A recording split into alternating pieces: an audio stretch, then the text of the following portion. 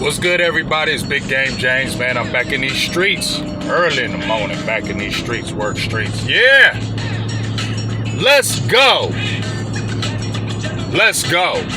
You know what it is. You know why we making this video? The Mavs, baby. The Mavs, baby. That's why we making this video. Didn't make it yesterday or the day before. I jumped on a live with DDP. Definitely going to jump on another live with DDP. We couldn't do it the other day because I had bad reception, but definitely check out that show with the Dallas prospect, DDP, my dog. He is a Mavericks guy. A lot of great Mavericks people in the streets. TGK, whole bunch of great Mavericks podcasters out in these streets, but I'm a little biased with my dog DDP. That man is analytical with it, so we're going to jump on and have a show either today or tomorrow. But dog, I called it, and I ain't bragging on it, but I said we was gonna beat them OKC Thunder. Dog, OKC Thunder is nice, okay? They got squad. They young. I just feel like they weren't really ready for it this year. I feel like they were, even though, Mavs are young too now. Kyrie's older, but for the most part, they're pretty young in their core. But I just felt like OKC was a little bit younger, and they were they're not at that level yet. So I just felt like this is the time for us to really get them, because I felt like we had a little bit more experience than them, and it was going to show in these playoffs, and I felt like it did. But I'm excited. Timberwolves come back from 20 down to beat them Nuggets. Now, I want to say something about this, because if you checked out my videos when I started the series with the Thunder, when we were still playing the Clippers, I said we were going to be OKC. And I said when we were playing against OKC that if Denver wins this series, I didn't think we would have enough for Denver. Because I just felt like they had too much starting lineup. Just felt like maybe that experience would kick in from last year. So I felt like Denver would be able to take it, but it'd be a tough series. But I felt like records would be made with Luka and the Joker, triple doubles galore. But I also said that if we play them Timberwolves, we're gonna beat them Timberwolves. All right. Now, Timberwolves ain't gonna be no easy feat. I've been looking at TNT. Chuck and all them been picking Clippers. They picked OKC. Now they picked the Timberwolves. I'm cool with that. Pick them guys. You feel me? Because, they're the feel-good story right now. You know what I mean? Although they were the third seed, I don't think anybody really felt like they were going to make some serious waves in these playoffs. I don't know if anybody really thought that.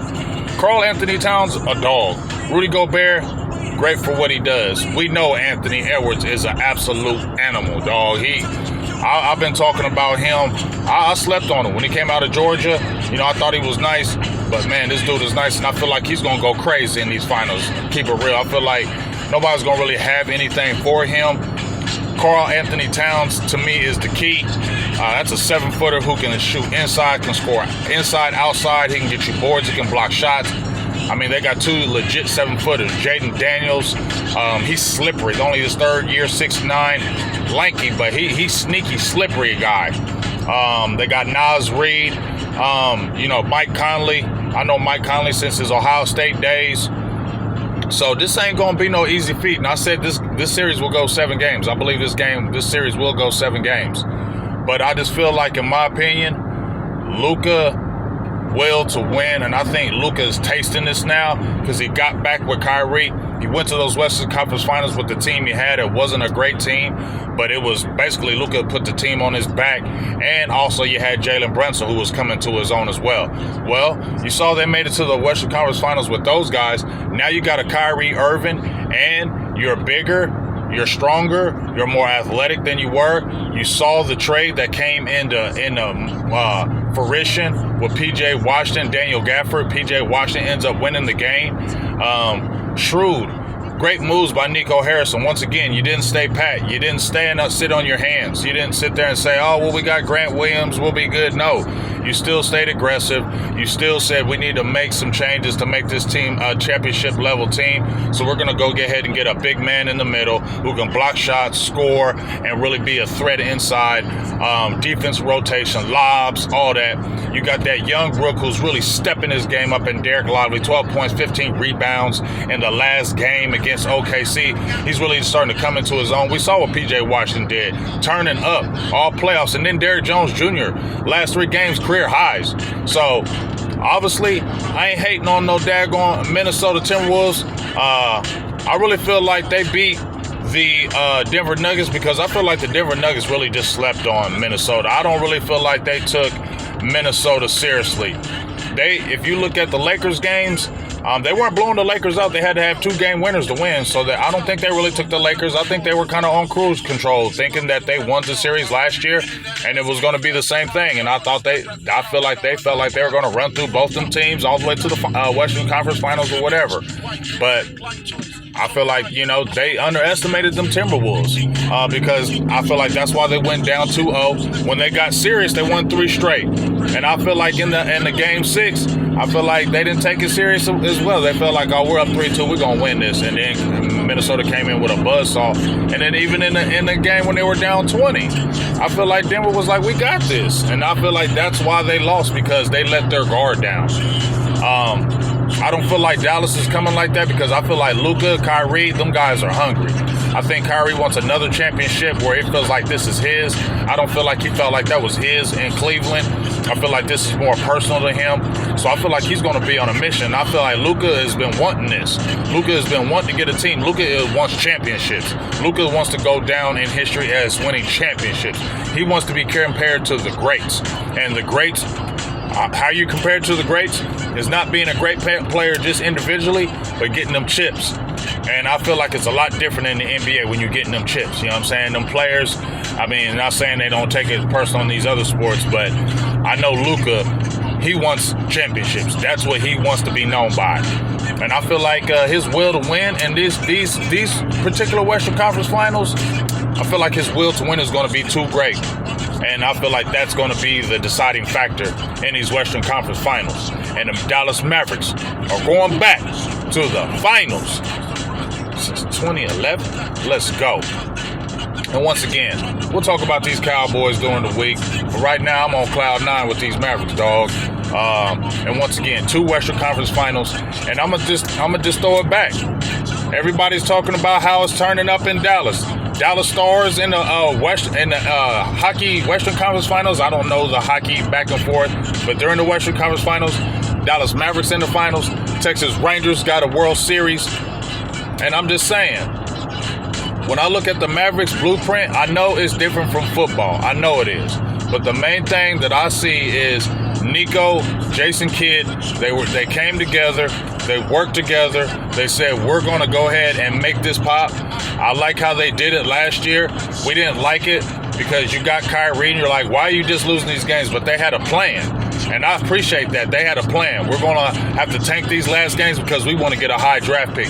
Maybe we have our eyes on a Derek Lively. We don't want to lose him, so we're going to have to sit out these games and get a higher draft pick. Smart. And it paid off because you got Derek Lively, who's a foundation for your future.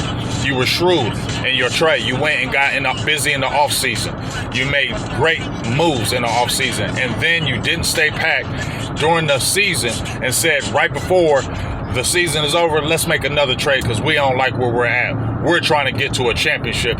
We're trying to win championships, so we're going to do whatever it takes to get to a championship. And Nico said that at the end of the season last year. He said, you're not going to see this again. What you saw last year missing the playoffs, you're not going to see that again. And look at it, what's happening. And to me, that's the aggressiveness. And people can get frustrated with me and mad at me with the Dallas, how I get on Dallas Cowboys. But hey, I'll just say it, like I said, I don't feel like conservative wins. I feel like Jerry got them Super Bowls from being aggressive. Jerry got what he got from being aggressive and never leaving no stone unturned. Yes, he may have made mistakes down the line. Yes, he may have not made all the best decisions. We know when he traded 2 first-rounders, I believe, for Joey Galloway.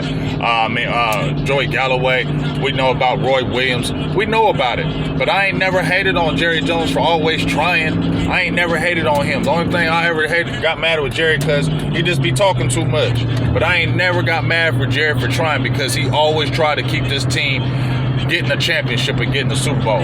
I just feel like I don't know if Stevens' direction is like that, and I feel like his conservative ways won't get Dallas to a championship. Do the players have a lot to do with it as well? Hell yeah! 3 years in a row, players choke, coaches choke, so that ain't got nothing to do with the front office. So that's why when people get to bumping their gums and talking all this trash, I don't understand it. Because if you look at the history of me with these Cowboys, I'm drinking Kool-Aid. You feel me? I've drank Kool-Aid with this team. People be talking on trash. You always dogging Dallas. Yeah, I can. I got 28, 29 year reasons why I can dog them. Or I can say something. But, dog, 2021, 2022, 2023, I was damn near drinking Kool-Aid every year. Damn near saying I love them what they doing. Y'all people forget how I was giving kudos to the front office when they went out and got a Brandon Cooks, when they went out and got a Stephen Gilmore, when they drafted a defensive tackle in the first round. I said they're doing things they haven't done, so I felt like this is their all in. So people need to pay attention what I be speaking, and I don't be on no haterism with no Cowboys. I'm haterism with conservative. I'm haterism with sitting on your hands. I'm haterism with not getting on there and making moves. You don't have to spend all kind of money to make real quality moves to get your team over the hump. And just like I said, players got to step up and do their thing too. But I don't feel like the front office, particularly Stephen Jones, does anything that does all out to help this team every single year in and year out to give them the best possible chance to win a championship. And that is my problem with the Dallas Cowboys front office. And we trickle down to the players because I done already said enough about the players. But when I'm talking about the front office, I don't feel like they do everything possible to make this team a championship team every single year. But oh well, how about the Mavs though? Big Game James, I'm out. Peace.